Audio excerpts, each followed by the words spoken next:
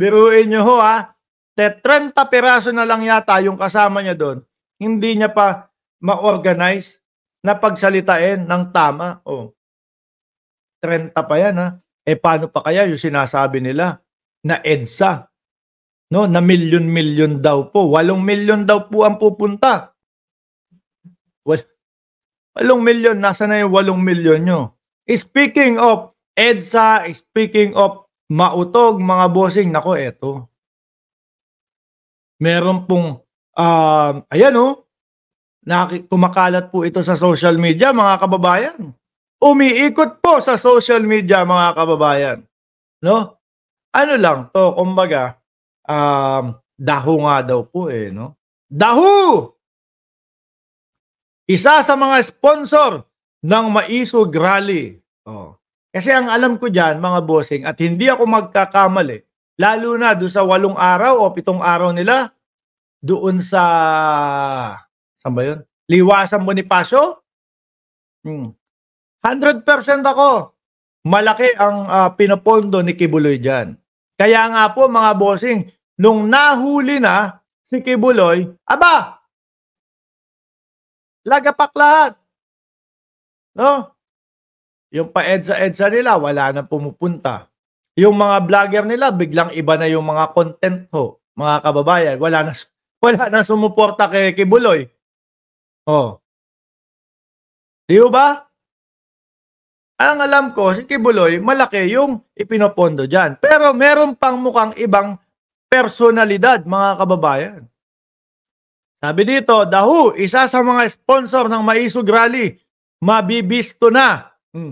Ang clue daw po, mga kababayan, dito, may-ari ng big time peryahan sa TV.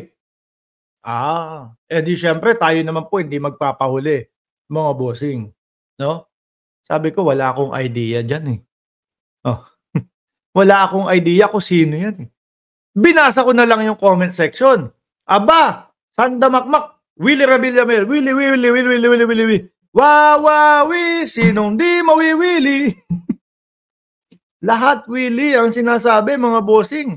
At pati itong si Jean Capiato, Willie din daw. Sabi ko, bakit si Willie? Asangkot si Willie dyan? Nasa TV lang naman lagi yun. Mga kababayan, bigla ako naalala. Matalik na kaibigan din pala at supporter, no, ng dating presidente si Willie Revillame, mga bossing. Nako po, yari. Bakit naman yari? Nag-sponsor lang, Mark. Ikaw naman. Hindi ko po sinasabi na si Willie agad to, si Willie talaga ito, mga bossing. Kumbaga, base lang po doon sa nakita nating mga komento at doon sa clue. Okay? Yari, bakit? Yung mga maisog nila kung ano-ano sinisigaw nila dun Sumisigaw sila na magbaklas na ng suporta yung ating mga kasundaluhan. Yung mga meron sigaw silang mga paninira sa presidente.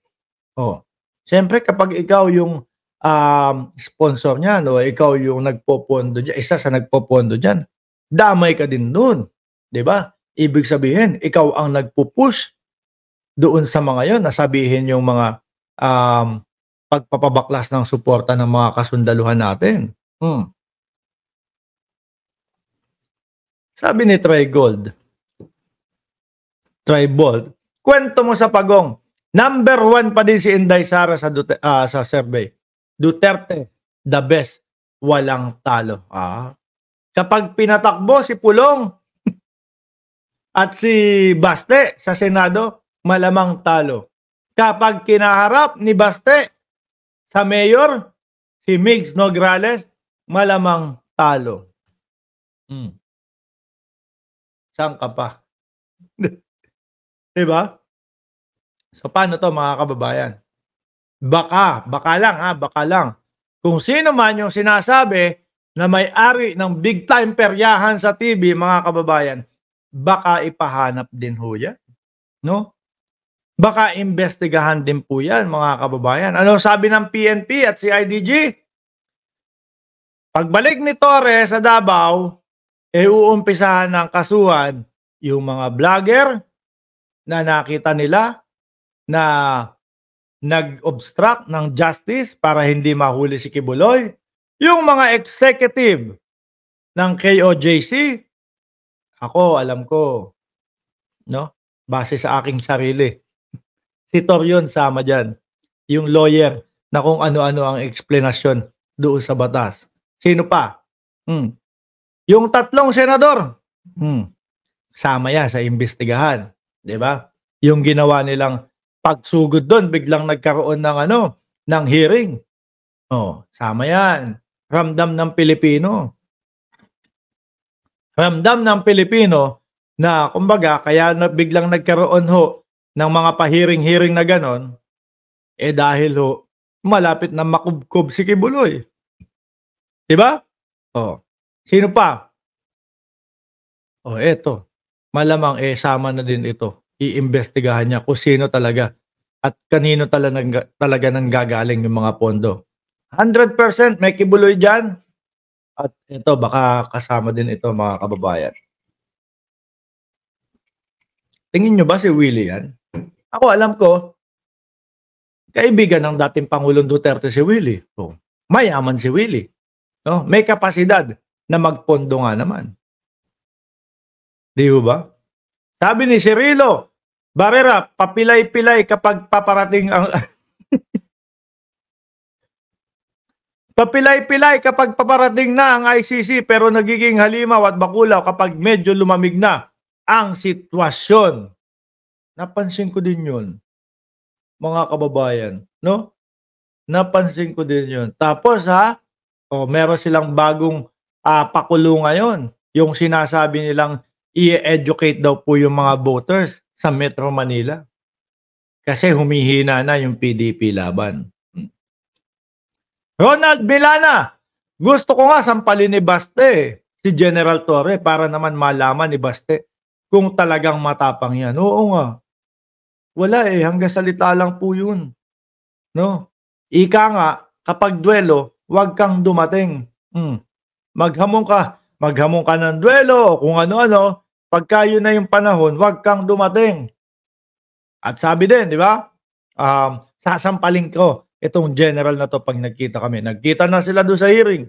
Wala naman si Baste. Konti nga lang sinabi ni Baste doon.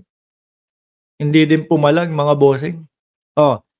Florentino Ramos, shoutout sa iyo, 204 likes. Aba, paabutin natin ng 1,000 yan mga bossing.